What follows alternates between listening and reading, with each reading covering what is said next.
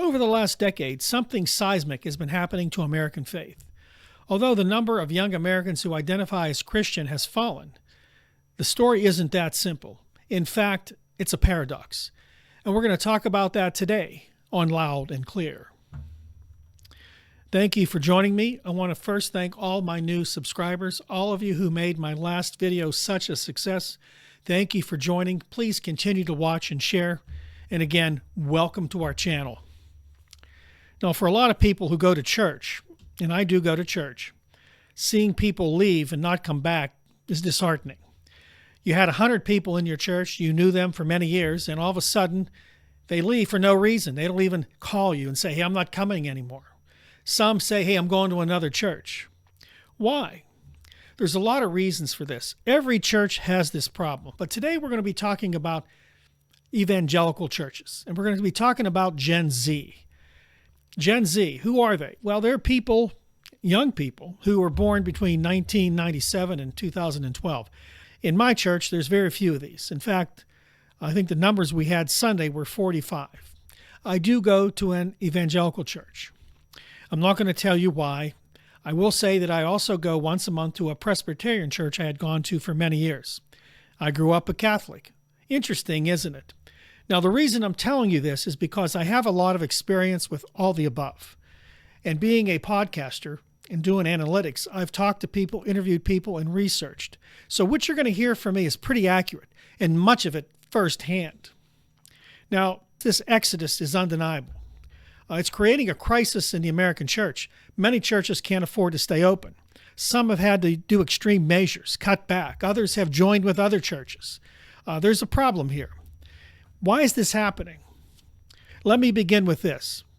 For Gen Zers, this isn't a story about a generation losing faith in God. It's a story about a generation losing faith in a church. So what's really going on? This isn't about changing cultural tides. Many right-wing teachers on YouTube, evangelical teachers, blame the young people. They say they want to live in the world and they don't want to obey God. That's not necessarily true. Today we're going to be breaking down on this video 3 shocking reasons why an entire generation has walked out the door. I'm going to give you a tip. Hypocritical teachings, anti-immigrant rhetoric, and toxic political alliances. That sums it up, right? Number 1. The inconsistency of controversial teachings. Now, the first reason I believe so many Gen Zers are leaving the church is because of something I call the great inconsistency. Now, they were raised on stories of a Jesus who welcomed the outcast, who basically challenged the religious leaders of his day. But then they look at the church today and they see their actions are different.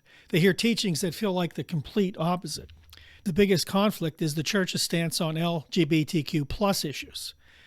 Their generation grew up in a world where their friends, classmates, and coworkers are openly gay or transgender. They know them, they love them, they see their humanity. So when a pastor gets up on stage and pre-dissonance, it feels like a betrayal of Jesus' core message. How can we be told to love our neighbors, but also that our neighbor's identity is fundamentally wrong and places them outside of God's love? This isn't just a feeling, it's one of the main reasons for the exodus. One Barna study found that nearly 1/3 of young Christians feel they are forced to choose between their faith and their friends. When that's the choice, more and more of them are choosing their friends, not because they stop believing in Jesus, but because they can't square the church's exclusionary posture with the inclusive love they read about in the Gospels. Now, this is the breeding ground of what many call deconstruction. It's not about angrily tearing down faith. It's about taking a painful, honest look at the beliefs they were handed and asking, does the institution that claims to represent Jesus actually reflect his character? When teachings on sexuality, gender, and science create an us versus them fortress, many of them conclude the answer is no. They see the church that seems more interested in policing its boundaries than practicing radical love. The inconsistency becomes too much to ignore. So they walk away, not from God, but from the building that no longer feels like home. Now, this is a big deal. It's something that all of us have to consider. For those people who are in that age group, for those people who are Gen Zers, this is something that cannot be ignored. Number 2, the hypocrisy of anti-immigrant rhetoric. The The second reason is the jarring hypocrisy of the church's stance on immigration. The Bible is overflowing with clear commands to care for foreigners and the stranger. Leviticus tells the Israelites to treat the foreigner living among them as one of their own. Jesus himself was a refugee who fled to Egypt as a child. This isn't a subtle theme here. It's a foundational ethic of faith. Now, this is a big deal, and it's come into play even in a greater way under the Trump administration. We see this playing out in our streets. It's terrifying, especially if you're the one being hunted down by Trump's Nazi-style guard who are picking up people across the country and deporting them. Now, in recent years, some of the loudest voices in American evangelicalism are known for not welcoming immigrants. In fact, they are known for demonizing them. Research from organizations have consistently shown that white evangelical Protestants are one of the demographics most likely to believe immigrants are a threat to the nation's character and traditions. A stunning 70% of white evangelicals hold this view, a narrative that is amplified from pulpits and on Christian media, creating a message that directly contradicts the scriptures. Again, this is something that has really come full circle here. It is now right in front of us on our TV, seeing ICE picking up immigrants across the nation, even ones with green cards, even immigrants who have lived here for decades. This is something that white evangelicals should be ashamed of. For Gen Z, a generation that prizes diversity and social justice, this is way more than a political disagreement. It's a profound moral failure. They watch politicians use dehumanizing language to describe people seeking refuge, and we see prominent evangelical leaders nod in agreement or stay silent. A 2024 Lifeway research poll found that while a majority of evangelicals want to respect the dignity of every person, a significant number also viewed immigrants as a drain on economic resources and a threat to the safety of citizens. This contradiction is impossible for us to ignore. We see churches that send mission trips across the globe to preach the gospel, but then support policies that turn away desperate families on the border. We hear sermons about loving our neighbor, but then see fear and suspicion aimed at new neighbors moving into our communities. This highlights a massive disconnect, doesn't it? Past studies from Lifeway Research have shown that a strong majority of evangelicals would actually support a path to citizenship and believe the U.S. has a moral responsibility to accept refugees. Now, this gap between the compassionate views of many who took the survey and the hardline, fearful rhetoric that defines the movement's public image is staggering. When the church doesn't live up to its own stated values, or more importantly, to biblical commands, it loses its moral authority. For Gen Z, this isn't just hypocrisy. It's a reason to question the integrity of the whole institution. Once again, this is why so many Gen Zers have left the church. Before I continue, if you believe our content is something you believe more people should hear, please like, subscribe, and share these videos. It'll go a long way in helping us reach more people. Thank you. Number 3, the betrayal of polarizing political alliance. I believe this is the most powerful reason many Gen Zers are leaving the church today. They feel a deep sense of betrayal over the church's political alliances.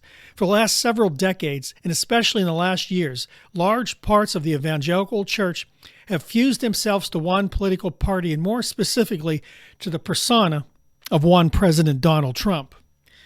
Now, this is no secret. According to AP Votecast, about 8 in 10 white evangelical voters supported Donald Trump in the last election, a margin that has been consistently high. A 2025 Pew Research survey confirms this, showing 72% of white evangelicals approve of Donald Trump's performance in office. For many people, both inside and outside the church, the Republican Party and the evangelical movement have become almost indistinguishable. For Gen Z, this fusion of faith and partisan politics is a deal breaker. They've watched church leaders excuse moral failings in political candidates that would have been condemned from the pulpit on a Sunday morning. We've seen the gospel of Jesus, a message of humility, peace, and love for the marginalized, get swapped out for a political agenda of power, nationalism, and culture war outrage. This isn't an exaggeration. The rise of Christian nationalism, the belief that America is and always should be a Christian nation, is a powerful force in these churches and is profoundly alienating to a younger generation. Sociologists have pointed out that this intense politicization is a key driver pushing young people away. It feels like the church made a trade, its moral witness in exchange for political power. When a pastor's sermon sounds like a talking point for cable news, or when the American flag is given the same reverence as the cross, young people see an institution that has lost its way. And here is where it gets even stranger. Recent 2025 data shows that Gen Z men are now more likely to attend church than Gen Z women, an historic reversal. Some sociologists suggest this is because the politicized, patriarchal message of Christian nationalism are resonating with certain young men who feel left behind by modern culture, while at the same time pushing away young women who see these churches as hostile to them. Now, the church's rigid political alignment feels like a profound betrayal of the gospel. Jesus said his kingdom was not of this world, yet so much of the evangelical church seems obsessed with conquering this one. This has created a massive credibility crisis. Young people are walking away because they believe the church itself no longer believes what it teaches. It just believes in winning at any cost. Now, the story of Gen Z and the evangelical church is not a simple one. It's a complicated mess of theological inconsistency, moral hypocrisy, and political betrayal. It's about a generation that was promised the unconditional love of Jesus, but instead was handed a list of conditions, a culture of fear, and a political loyalty test. What we are seeing now are two paths emerging. There's a smaller, more intensely committed group doubling down on their involvement, and a much larger group heading for the exits, feeling disillusioned and spiritually homeless. They aren't rejecting community, love, or God. They are rejecting a version of Christianity that has become tangled with power, politics, and prejudice. The great irony here is that in their quest to save American culture, the evangelical church may be losing its own children. The exodus of Gen Z isn't a rejection of Jesus, but a rejection of a brand of Christianity that many of us no longer recognize. The real question is, will the church be willing to listen before it's too late? Now, if any of this resonates with you, please share your experience in the comments below. What you have seen, what you have heard, what you feel. And if you want more deep dives into faith and culture, please consider again subscribing to this channel. We love having you. Thanks for watching. And remember to love your neighbor as yourself. I'll see you next time right here on Loud and Clear.